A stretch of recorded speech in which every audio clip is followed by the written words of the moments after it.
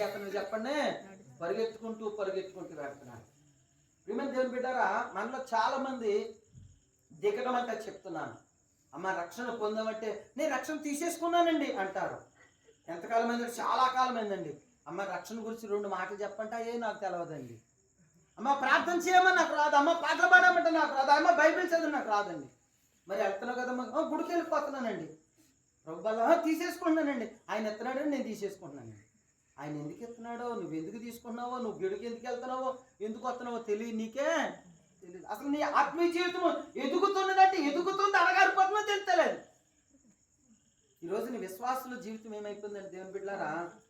మరి చక్కని మాట అంటాడు పౌలు గారు, మా ఆత్మ పురుషుడు ఏమవుతున్నాడు చెప్పండి? మా శారీరక పురుషుడు కృషించిన మా ఆత్మ పురుషుడు దినదినము నూతన పరచబడుతున్నాడు. అంటే నీ జీవితంలో వాక్యమైన లోతులోని కొని వెళితే పాటలు పాడుతూ వస్తుంది, బైబిల్ చదవటం వస్తుంది, ప్రార్థన చేయటము వస్తుంది.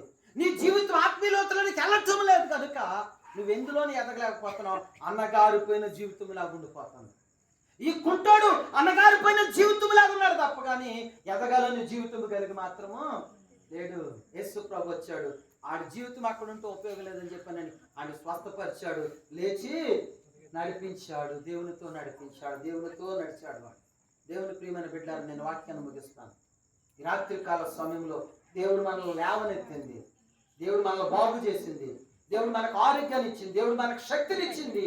దేవుని మందిరానికి వెళ్తాను తప్ప కానీ దేవుడు నన్ను బాగు చేశాడు కదా ఏదో పెట్టేసుకుని ఈ రాత్రితో కలిసిపోతుందంటే అది దేవునికి మనం ఇచ్చేటటువంటి సరైన కానుక మాత్రమా కాదండి. మనం ఇచ్చే డబ్బులు కానుక కాదు, కానీ దేవునికి ఏంటంటే